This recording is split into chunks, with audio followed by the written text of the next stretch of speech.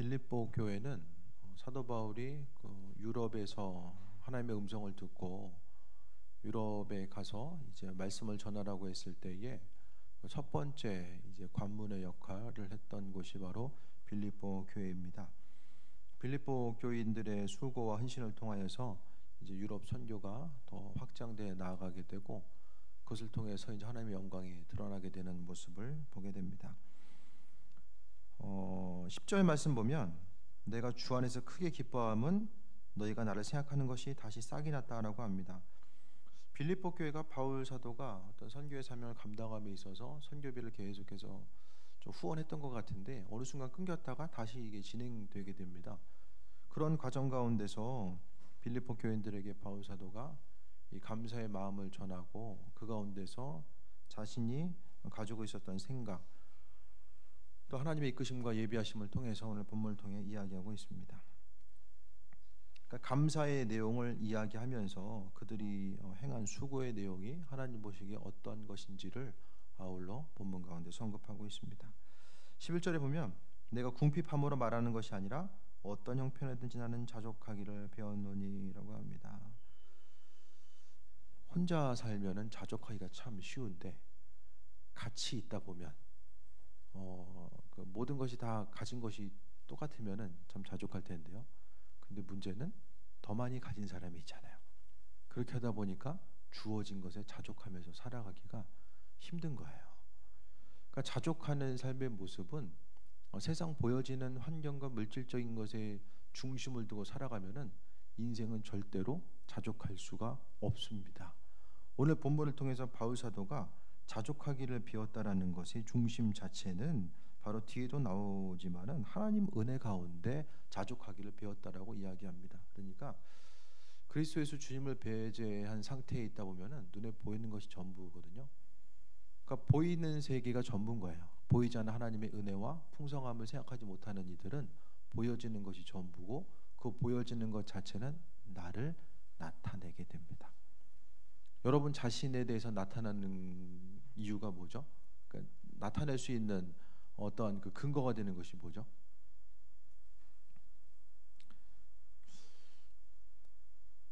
우리나라에서 보면은 그 수입 자동차가 상당히 많이 팔리잖아요.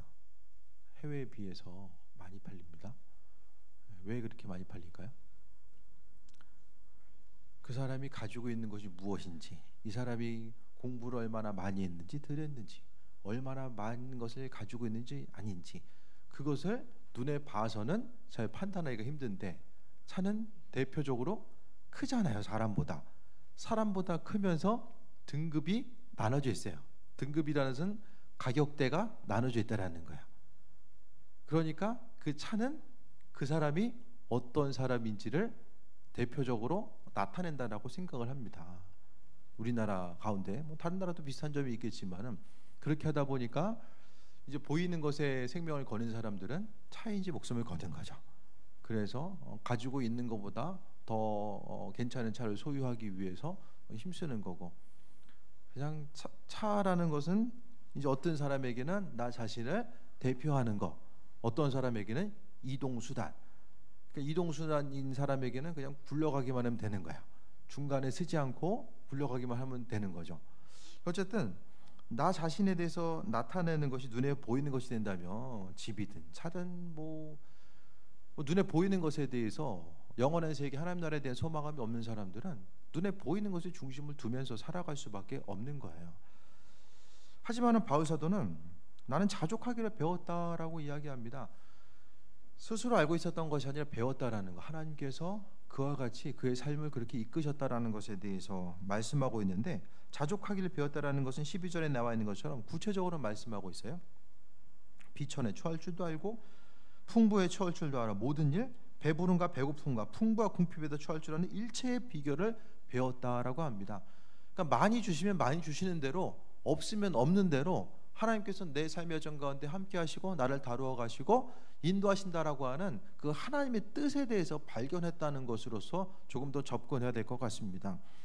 어떤 그 상황 가운데서 어떻게 생각하면은 나는 그냥 적응력이 좋아가지고 그냥 있으면 있는 대로 살고 없으면 없는 대로 살아. 지금 그걸 이야기하는 게 아니에요. 있으면은 있는 동안에 없으면 없는 동안에 그 가운데서 하나님과 교제할 수 있는, 또 영원한 생명 되신 그분과 교제함을 통하여서 있고 없음 자체가 세상 살아감에 있어서 중요하지만은 그거보다 더 중요한 가치 자체가 바로 주님과의 교제임에 대해서 생각을 했고, 또 그 부분에 대해서 마음속에 중심을 두었기 때문에 어떠한 형편에도 처할 줄 아는 일체의 비결을 배웠다라고 합니다. 근데 이게 쉽지는 않죠. 당장 이제 뭐 카드값을 막아야 되고 할부금 내야 되고 이런 상황이 이제 다가오는데, 그 안에서 나는 뭐 있어도 만족하고 없어도 만족한다. 그러니까 바울 사도 이렇게 되기 위해서 한순간에 되겠습니까? 사도 바울이 다메섹 도상에서 예수님 만나고 나서 사람이 완전히 로봇처럼, 프로그래밍이 완전히 반대로 돼가지고 사람이 그때부터 완전 개조됐습니까? 물론 그가 이제 바울 사도가 변화될 수 있었던 것이 그때가 맞아요. 근데 그 변화된 것 자체가 세속적인 사람이 그리스도 예수의 사람으로 180도 완전히 변화돼서 이전에 중요하게 여겼던 것들은 다 끊어버리고 한순간에 모든 것이 변화됐다라고 이야기하면 안 됩니다. 바울 사도는 그런 하나의 그 주님을 만나는 경험이 10년 가운데 중심을 잃었었지만은, 그거보다 더 중요한 것은 그 주셨던 마음에 대해서 기억하고 그 예수님의 사람으로 살아가기 위해서 평생의 삶을 그리스도 예수 한 분으로서 만족하고자 하는 그 삶의 중심을 계속해서 힘썼다라는 것, 그분과 교제함을 통해서 힘썼다라는 것에 대해서 보게 됩니다. 그래서 배고픔과 풍부와 궁핍에도 처할 줄 아는 일체의 비결을 배웠다라는 것은 가장 중요한 가치가 무엇인지를 알았다라는 거예요. 그러니까 믿음으로서 우리가 살아감에 있어서 기쁜 일이 있을 수도 있고 또 힘들고 어려운 일이 있을 수 있잖아요. 맨날 좋은 일만 계속되는 경우도 없고 안 좋은 일만 계속되는 경우도 없어요. 힘든 때가 있으면 또 하나님께서 은혜로 허락하실 때가 있는데, 그것을 우리가 돌아보게 되면은 눈에 보이는 환경이 아니라 정말 하나님께서 허락하신 은혜 자체가 무엇인지에 대해서 돌아보는 것. 그러니까 이것은, 그러니까 내 인생 가운데서 하나님 아주 밀접하게 연결돼 있고 내 삶의 가운데 개입하시고 함께 하신다라는 것. 그렇기 때문에 고난의 순간이든 기쁨의 순간이든 간에 그분은 나를 통한 계획하심과 인도하심이 있다라는 것에 대해서 신뢰하는 삶의 모습. 그때 그 부분이 이제 선행되었을 때에 일체의 비결 자체, 그러니까 삶에 있어서의 만족할 수 있는 비결 자체가 있는 거예요.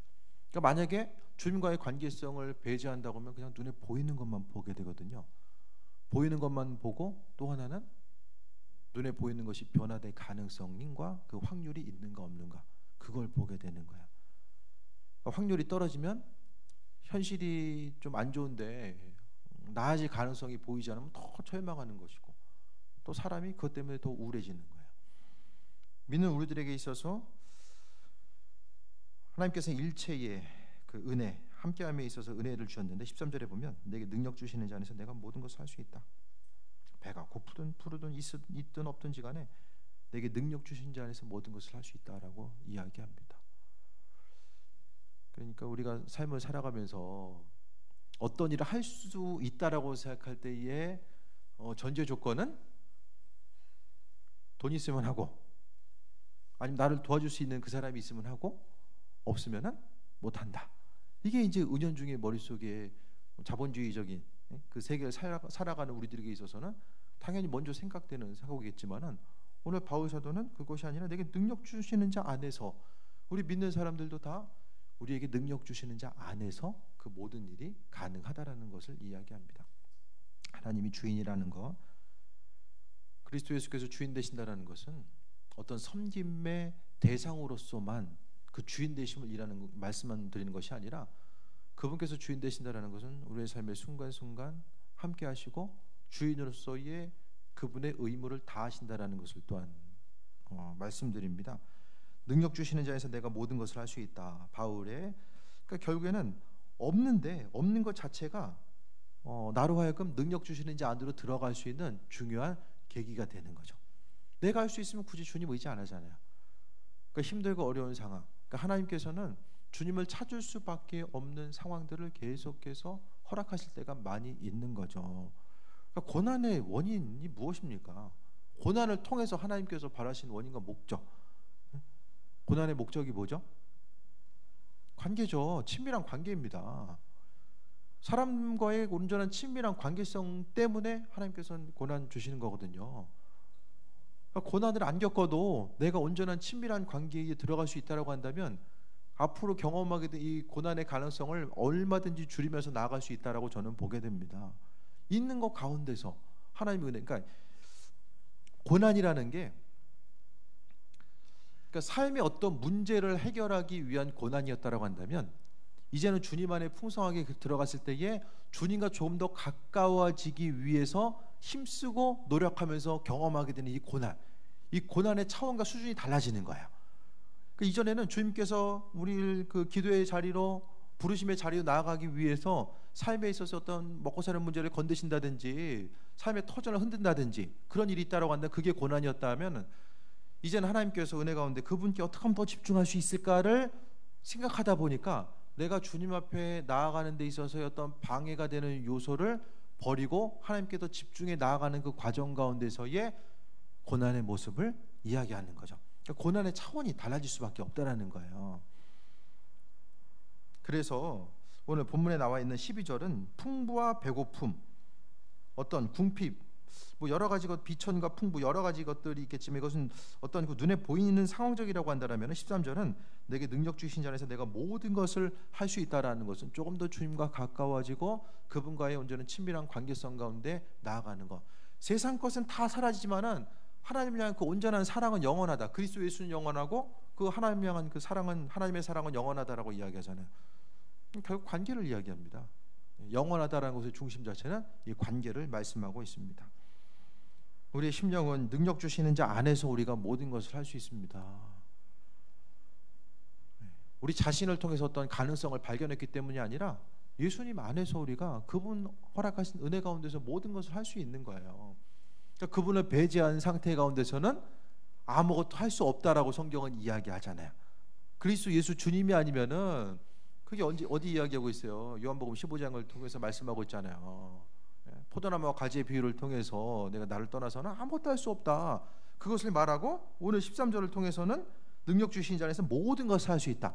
모든 것을 할 수 있고 없음의 기준은 한 가지입니다. 예수님 안에, 예수님 밖에. 그러니까 앞날에 대해서 어떻게 될까 근심 걱정하기 이전에 내가 주님 안에 있는가, 밖에 떨어져 나가 있는가, 그것만 점검하면 돼요. 그것이 바로 관계성이죠.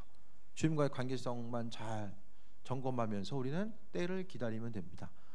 하나님께서 우리를 사용하시고 은혜로 이끄시고 함께 하실 것에 대한 소망함과 기대함만 가지고 나아가게 하면 되는 거죠. 14절에 그러나 너희가 내 괴로움에 참여하였으니 잘하였도다 라고 합니다. 바울 사도가 바울의 자족함에 대해서 이야기했지만은 그래도 빌립보 교인들이 이 선교 사역에 함께 또 감당할 수 있도록 헌신한 것에 대해서 이 감사의 모습을 또 표현하고 있고, 그러면서 15절에 빌립보 사람들아 너희도 알거니와 복음의 시초에, 그러니까 바울 사도가 유럽에 가서 이제 복음 전파를 하고자 했을 때에 마게도냐를 떠날 때에 주고받는 데 일에 참여한 교회가 너희 외에는 아무도 없었느니라라고 합니다. 복음 전파의 사역을 감당하기 위해서는 그만큼 인적 물적 자원들이 뒷받침되어야 되잖아요. 그 중보기도로 또 하나 되고 함께함을 통해서 나아가는 그 온전한 모습, 하나님의 선하신 뜻과 계획하심이 무엇일지에 대해서 돌아보면서, 그러니까 선교 사역은 한 마음과 한 뜻이 되어서 함께 감당하지 않으면 안 됩니다. 혼자만 감당할 수 있는 것이 아니라 함께 감당하는 거죠. 선교지를 위해서 선교한다 하면 이 많은 부분이 그냥 선교비만 보내고 끝으로 생각하는데, 선교한다라는 것은 선교지에 어떤 기도 제목이 있고 또 그 선교지라는 것은 영적 싸움이 치열하게 나타나는 것이거든요. 그렇다고 한다면 그 선교사님들을 위해서, 그 사역들을 위해서 기도해 주는 것. 그래서 바울 사도도 선교에 대해서 이제 그 빌립보 교회뿐만 아니라 그 다른 교회들을 향해서 서신할 때도 계속해서 기도 요청을 잊지 않고 있어요. 어떤 재정적인 후원회기보다 기도회기를 빠지지 않고 이야기하거든요. 그만큼 사도 바울에게 있어서 그의 사명, 그 선교 사역을 감당함에 있어서 기도 자체가 너무나도 중요했기 때문에 중보기도를 이야기하는 것이고, 중보기도라는 것은 그 사단의 세력을 공격할 수 있는 아주 효과적이고 가장 강력한 수단이 바로 중보가 됩니다. 그래서 우리는 중보를 위해서 기도해야 되고, 또 요즘에 이제 기도하는 게 교회, 우리 교회도 마찬가지거든요. 이 교회 가운데서 좀 지역 사회를 책임질 수 있는 교회, 영적으로 책임질 수 있는 교회. 그러니까 어느 곳이나 사단은 계속해서 영향력을 지금 이 뿌리를 내리고자 하는 거죠. 교회도 주변을 통해 보게 되면 이제 점점 이제 선수촌안이 개발되면서 사람들도 많아졌지만 유흥가들도 많아졌잖아요. 그만큼 유흥가가 많아졌다라는 것은 영적으로는 그만큼 그 선한 영향력보다는 그렇지 않은 영향력이 이제 넓혀지는 거죠. 그 가운데서 지역 사회를 돌아보면서 우리가 우리 자신뿐만 아니라 지역 사회를 놓고 기도하는 거, 기도의 불이 올라가고 또 그것을 통해서 지역 사회를 더 밝힐 수 있고 하나님 은혜를 감당할 수 있는 거. 그것은 뭐 교회가 크든 작든 그게 중요한 게 아니거든요. 얼마나 기도로서 깨어 있는 사람들이 모여 있느냐. 인생을 살아감에 있어서 스스로 눈앞에 펼쳐 있는 그 문제 때만 계속해서 문제 때문에 그것만 자꾸 기도할 것인가? 내 문제만 가지고 좀 넓어가서 그냥 우리 가족들, 우리 교인들 그 문제만 가지고 붙들고 기도할 것인가? 아니면 지역사회를 위해서 기도하고 또 지역사회가 복음화되기 위해서 또 선교지를 위해서 기도하면서 나아갈 것인가? 기도 제목이 없는 분들은 없잖아요. 기도의 분량 자체가 바로 그 사람의 믿음의 분량을 이야기하게 됩니다.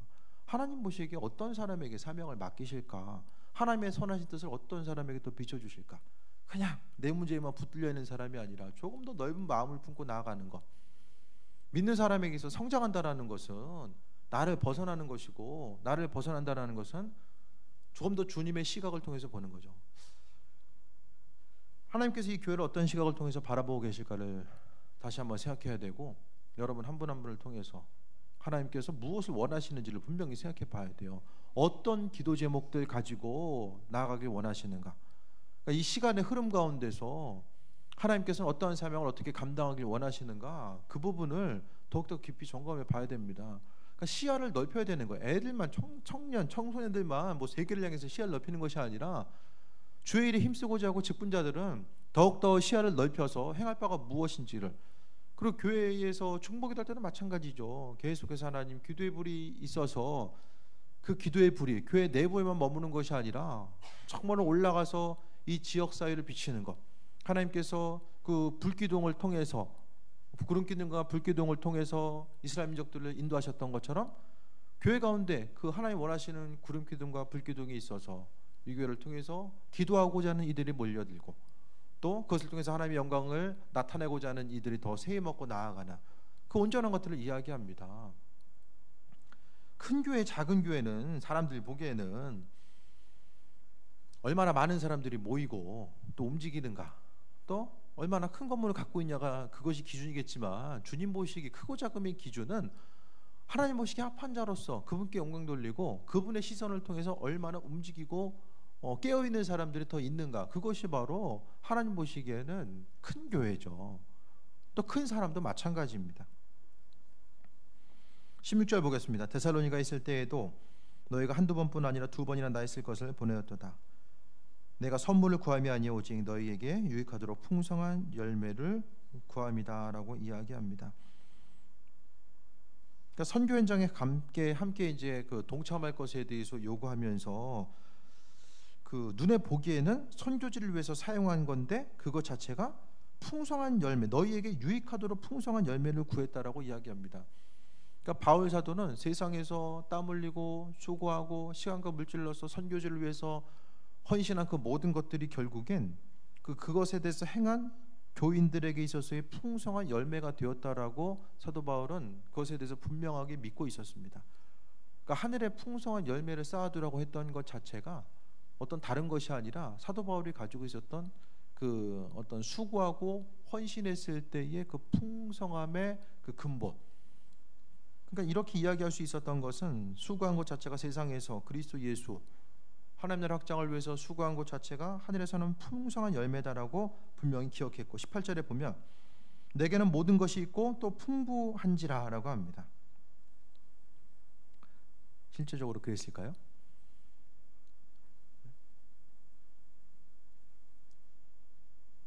눈에 보이는 물질적인 것만 생각하면 그렇지는 않았어요. 하지만은 그리스도 예수 안에 있기 때문에 없는 것 같은데 세상을 다 가진 부자.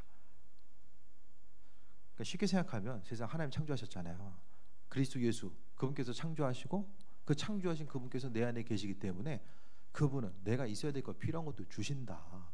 그 관점과 그 생각을 가지고 살아갈 것에 대해서 말씀하고 있어요. 그래서 믿는 자로서 우리가 보여지는 것에 있어서 상당히 민감하잖아요.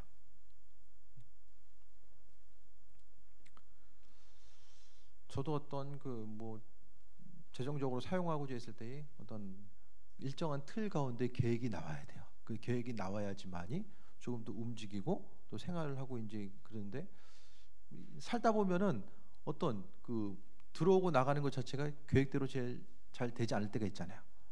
한때는 그런 것 때문에 좀 스트레스를 받을 때가 있는데 이젠 다 놨어요. 오고 나가는 것에 대해서 어느 순간 자유로워졌어요.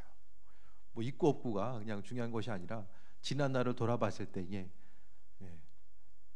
그냥 지금 뭐 빚더미 올라가 있는 것도 아니고 주님께서 그냥 그런 대로 그냥 하나님께서 은혜 가운데 살게 하셨구나. 지난 날을 돌아봤더니 앞으로의 삶의 여정 가운데서도 뭐 이것저것 뭐 있고 없고 그것보다는 좀 그분께서 행하실 것에 대한 좀 기대함과 소망함. 그러니까 믿는 자녀들은 하나님께서 책임져 주시는구나. 그냥 그것에 대한 소망감이 생기니까 그냥 그거 따라서 그냥 움직이게 되고 감사하면서 살게 되는 것 같아요. 그러니까 어쨌든 오늘 바울 사도가 하셨던 거, 그러니까 주님께서 행하실 것에 대한 기대함과 소망함. 그래서 18절에 나와 있는 것처럼 내게 모든 것이 있고 또 풍부하다라고 이야기하는 거. 그것에 대해 생각했을 때 기쁨과 소망함이 넘쳐야 되고 에바브로디도가 나오는데 여기는 아마도 한 가지 가능성은 빌립보 교회의 목회자, 빌립보 교회의 치리자가 아니었을까라는 생각을 좀 해보게 돼요. 에바브로디도 편에 너희가 준 것을 받음으로 내가 풍족하니 이는 받으실 만한 향기로운 제물이요 하나님을 기쁘시게 한 것이라라고 합니다. 그러니까 우리가 드리는 것은 수고하고 헌신하는 것은 구약 시대로 이야기하면은 하나님께 제물을 드리는 거잖아요. 그러니까 구약 시대에는 각각의 형편에 따라서 없는 집들은 좀 곡식가루 드리고 좀 많은 집들은 소를 드리고 이제 하나님께서는 그래도 감사하게 형편 따라서 드려라 이렇게 말씀하셨는데 그거 자체가 우리가 그러니까 추수감사주일에도 시골에는 진짜 이렇게 곡식단 쌓아놓잖아요. 뭐 교회 앞에다 이렇게 쌓아놓고 이제 보면서 이렇게 하니까 좀 추수감사절이 어떤 의미성도 더 풍성해지잖아요. 그러니까 이제 만약에 지금 이 시대에도 아마 동물 잡아가지고 제물 드리는 그런 모습이 이제 계속 있었으면은 제물 드릴 때 뭐 잠깐 참고해서 말씀드리면은 제사장한테 제물을 가져와서 맡기고 잠깐 있다가 떠난 게 아니에요. 탈 때까지 옆에서 기다린 거예요. 아십니까? 그러면은 그 성막 시대 그때 보면은 그 제단의 개수가 몇 개 있던 게 아니라 거의 하나로 보거든요. 그 많은 사람들이 하나의 제단에다가 제물을 드리려면은 어떻게 했을까요? 한 번에 올라갈 수 있는 제물의 양이 제한되어 있잖아요. 인내의 순간. 요즘에는 뭐 주일 예배 1시간 반 드리면 그냥 다들 그냥 뭐 못 견디하고 막 그러잖아요. 구약의 예배는 1시간 반이 문제가 아니었던 거예요. 제사장한테 맡겨놓고 잽싸게 가는 그게 아니라 줄 서서 기다려야 돼요. 제물을 다듬고 불에 올리고 그것이 살라져서 하나님께 올라갈 때까지. 그러면은 그것을 바라보면서 제물을 드리면서 무슨 생각을 했을까요? 예배자들이.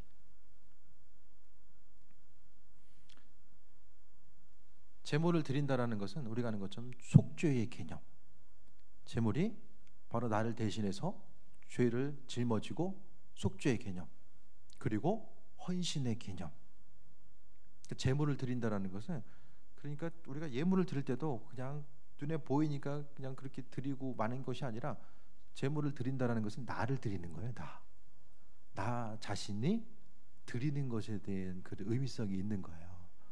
그래서 구약 시대에는 뭐 신약에서도 제사 드렸죠. 신약도 제사 드렸습니다. 동물 잡아서.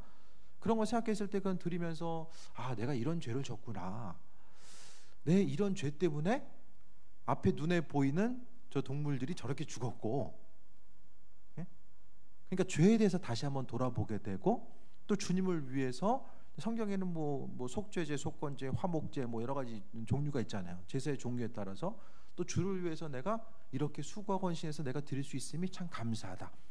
그러니까 올라간 그 제물, 향기로운 제물이라는 것은 바로 주님께서 기쁘시게 받을 만한 향기로운 제물이라는 것은 그냥 제물 자체 때문에 그런 것이 아니라 오늘 사도 바울도 이야기하는 것 자체가 그 제물 자체에 오늘 드리는 예물 자체에 빌립보 교인들이 사도 바울의 그 사역, 복음 전파의 사역을 위해서 함께 기도하고 함께 수고하고 땀 흘려서 헌신해서 함께 나아갔기 때문에 그 마음이 하나님 보시기에 향기로운 제물이 되었다라고 말씀하고 있는 거예요. 그러니까 우리가 오늘 말씀을 통해서 사도 바울이 빌립보 교인들을 향한 또 우리를 향한 말씀 가운데서 우리가 주를 위해서 뭐 크고 작은 것을 헌신하고 나아가는 과정 가운데 그 모습은 바로 하나님께서 받을 만한 향기로운 제물이 되어야 되고 하나님을 기쁘시게 하는 것. 우리가 하나님 기쁘시게 해드릴 수 있는 것이 무엇이 있으십니까? 여러분 어떻게 하면 하나님 기쁘시게 해드립니까? 성경 하나님 기쁘시게 해드리는 삶을 살아라 이야기하잖아요. 뭐 하면 하나님 기뻐하십니까?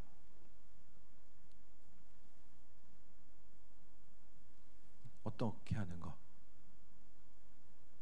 그럼 각자 한번 생각을 해보세요. 하나님을 기쁘시게 해드리는 것도 여러 가지가 있겠죠. 하나님의 마음을 헤아리고자 하고 주님께 영광 돌리는 것도 있는 거죠. 그 중에 한 가지가 또 내가 가지고 있는 온전한 소유로서 하나님께 헌신하고 하나님 나라를 확장하기 위해서 사용하는 것 자체가 또 하나님을 향해서 그분을 기쁘시게 하는 것으로서 우리가 할 수 있는 그 중에 한 가지 요소가 그것으로서 이야기하고 있습니다. 19절에 나의 하나님 그리스도 예수 안에서 영광 가운데 그 풍성한 대로 너희 모든 쓸 것을 채우시리라.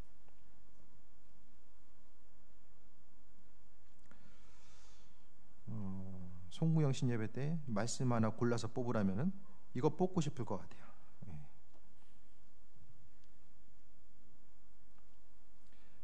예수님도 있고요, 하나님도 있고요, 예수님도 있고요, 영광도 있고요, 풍성함도 있고요, 쓸 것도 채우신대요. 온갖 좋은 말은 다 들어가 있어요. 하나님의 축복인 거죠. 그러니까 지금 이거는 축복기도예요. 축복기도. 그러니까 제물에 대해서 드리고 우리 헌금 시간이 있고 축복기도 하잖아요. 마찬가지로 오늘 바울 사도가 빌립보 교인들의 헌신을 보고 그들을 위해서 축복해 주는 거예요. 영광 가운데 하나님의 영광을 위해서, 그러니까 이게 뭐냐면은 하나님이 그리스도 예수 안에서 영광 가운데 하나님의 영광을 위해서 풍성한 대로 너희 모든 쓸 것을 채우신다. 하나님의 영광과 풍성한 대로 모든 쓸 것을 채우는 게 연결이 돼 있어요. 그러니까 결국 사도 바울이 빌립보 교인들 향해서 축복하는 이 축복의 내용을 분석해 보면은 성경금하려고 힘드셨죠? 하나님께서 이렇게 축복해 주셔서 여러분 대대손손 앞으로 잘 먹고 잘 살 것입니다. 그걸 이야기하는 것이 아니라 하나님께서 그 축복해 주셔서 하나님께서 쓸 것을 채우심으로 말미암아 앞으로 하나님의 영광이 더 드러납니다. 그러니까 하나님의 영광을 드러내기 위해서 여러분에게 있어야 될 것들, 필요한 것들을 풍성한 대로 채우실 것입니다라고 이야기하는 거예요. 그게 은혜죠. 있기 때문에 내 한 몸 잘 먹고 잘 사는 것이 아니라 내가 가지고 있는 소유를 통해서 주변 사람들에게 나누고 헌신함을 통해서 바로 하나님의 영광이 나타나는 것.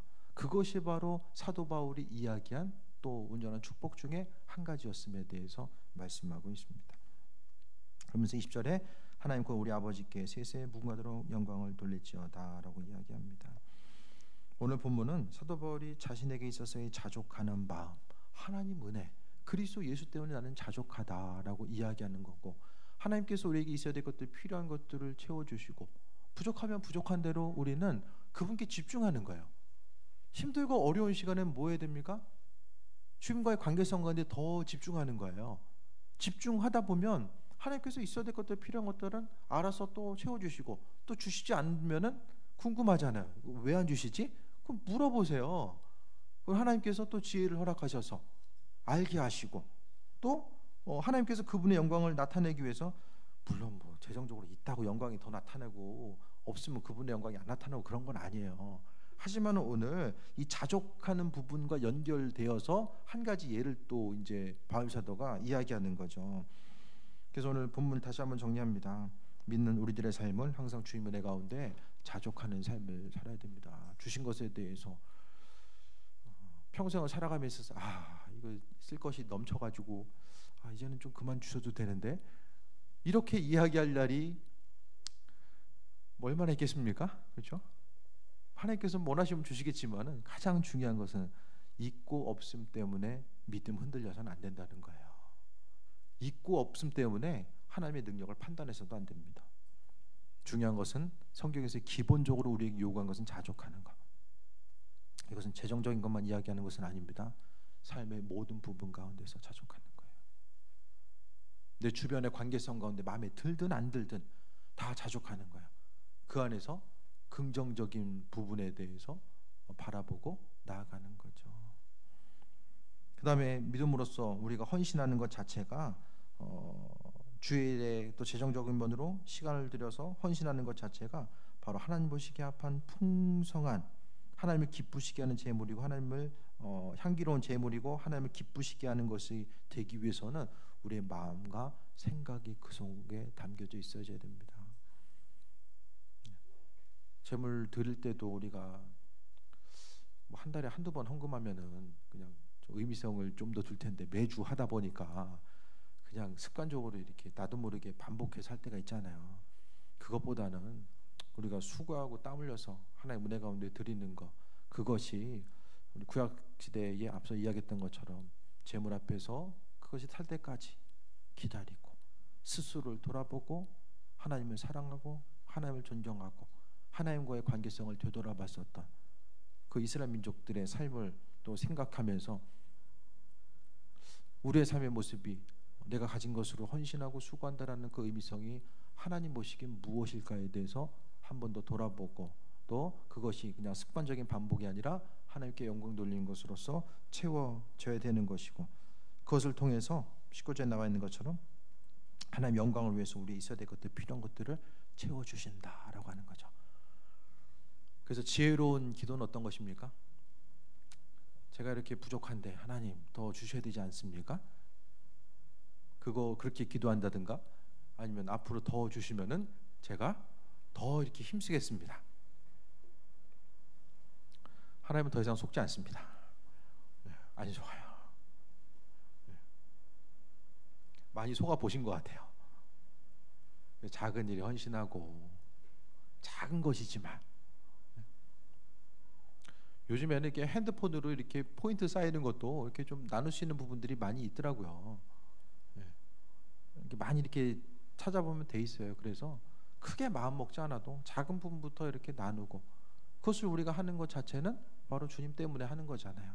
우리가 작은 것을 수고하고 있는 그 순간부터 하나님 주신 것에 대해서 감사하고, 내가 쓸 것도 없지만은 그래도 누군가를 향해서 조금이라도 나누고 베푸는 그 온전한 삶을 통해서 하나님의 영광이 나타날 수 있다는 거예요. 그래서 최선을 다해서 나눌 때가 있으면은 인색하지 마시고 나누시고 또 베푸시고, 하나님께서는 주변 사람들에게 그 나누고 베풀기 위해서는 옆 사람이 아니라 나를 통해서 일하시기 위해서는 내게 부어 주셔야 되잖아요. 뭐 없는데 맨날 빚내 가져갈 수 없잖아요. 그러니까 하나님은 부어 주시는 거예요. 그것이 19절의 그 한마디 가운데, 이 19절 한 구절을 통해서 세상 가운데 어떤 재정적인 복, 물적인 축복에 대해서 아주 중요한 핵심적인 단어들, 키워드들이 다 들어가 있어요. 그러니까 결국에는 내가 잘 되는 것이 하나님의 영광이 더 드러나는 이 방법, 물론 내가 안 되더라도, 내가 힘들고 어려운 과정이 있다라고 할지라도 없으면 또 없는 대로 내가 지쳐서 쓰러지거나 또 사람 원망하지 않고 그냥 그 순간을 통해서 여전히 그 자리를 버티고 하나님을 바라보고 그분께 대한 온전한 믿음을 고백하는 것을 통해서도 하나님의 영광을 나타낼 수 있어요. 내가 있든지 없든지 이것이 바로 이제 자족하는 마음. 있으나 없으나 나는 괜찮다. 바울 사도가 나는 힘들어가지고 그냥 하나님의 영광 나타내지 못하고, 그게 아니라 내가 있으나 없으나 하나님 나를 통해서 하나님의 영광 나타나세요. 이제 하나님께서 나를 사용하신 방법들이 있잖아요. 힘든 가운데서도 하나님 영광 돌 수 있고, 있는 가운데서 영광 돌 수 있고, 사명 가운데 12절 말씀처럼 풍부와 궁핍에도 처할 줄 아는 일체의 비결을 배웠다라는 것은 너무나도 없기 때문에 주의 일을 감당하는 게 힘들어지거나 너무나 많은 것을 통해서 더 소유에 대해서 바라고자 하는 그 마음, 이 극단적인 것들은 항상 조심해야 됩니다. 우리들의 삶의 모습은 주님 보시기에 합한 자로서 나아가고 하나님의 영광 나타내기 위해서 살아가면 나머지 것들은 있으나 없으나 하나님 책임지신다. 그것에 대한 신뢰함이 없으면 세상 사는 게 참 불안하죠.